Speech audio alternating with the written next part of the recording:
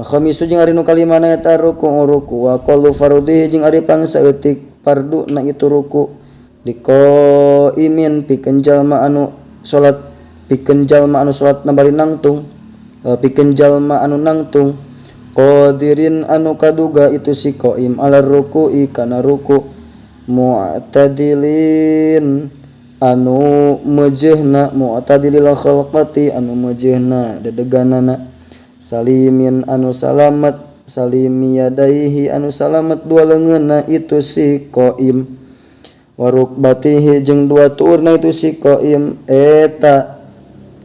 ayyan haniya yen ngadongkokeun si qaim bi ghairin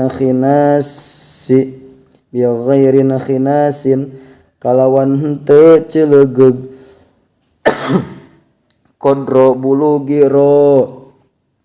hataihi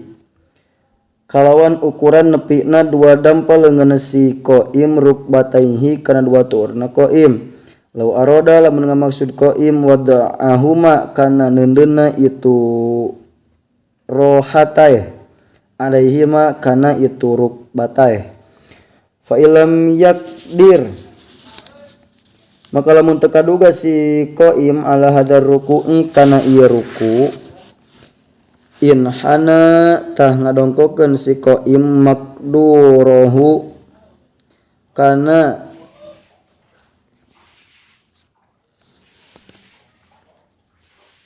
anu dikawasakeun ku eta jalma atawa kana ukuranana itu ruku wa aumaa jeung isara si jalma maksud jalma teh jalma nu salat bari nangtung si qaim bitarfihi ku kice panonna itu si qaim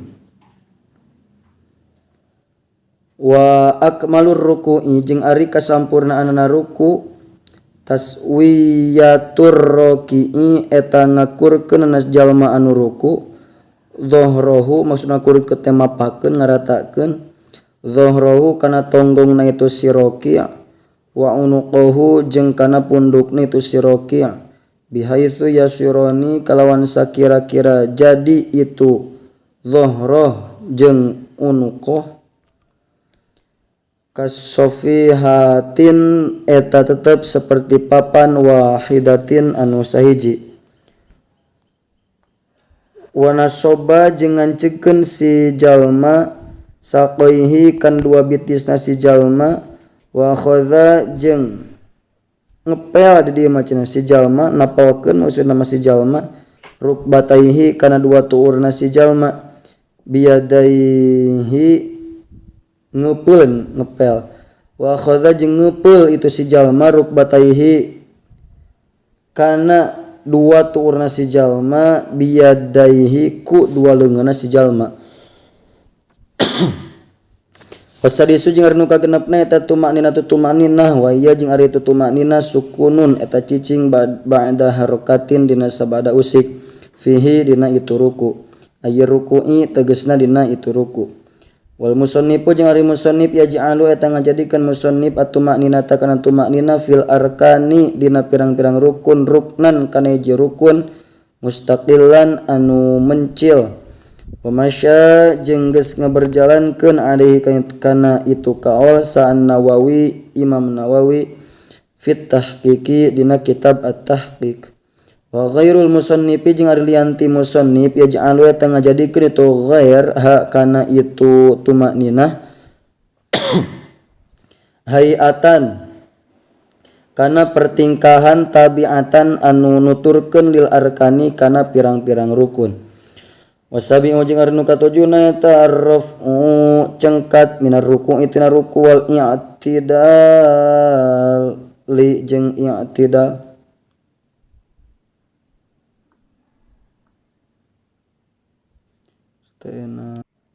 wal i'tidalu jeung i'tidal qaiman barina anu nangtung alal hayati netepan kana tingkah allati anu kana anu bukti si jalma alaiha eta tetep kana itu lati qabla ruku'ihi atawa dina itu lati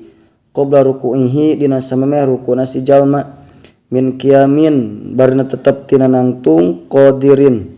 anu kaduga wa qu'udin jeung tina diuk ajizin anu apes anil qiyami tina nangtung.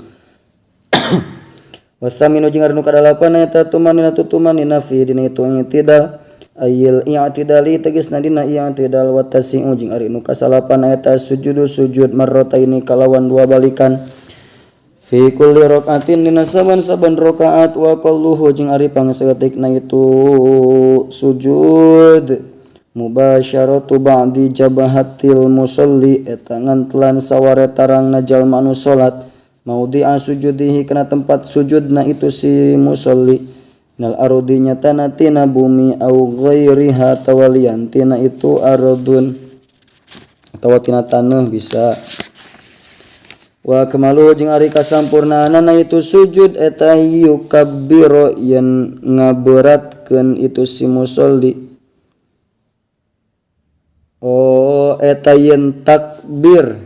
itu si maca takbir si musolli li hawaihi pikeun turna si musolli pikeun turuna itu si musolli li sujudi pikeun sujud. Bila rob yadaihi kalawan teu ngangkatkeun dua leungeunna itu si musolli. Wa yadha jeung nendun si musolli rukbataihi kana dua tuurna si musolli summa yadaihi tuluy kana dua leungeunna si musolli summa jabhatihi tuluy kana tarangna si musolli wa anfihi jeung kana irungna itu si musolli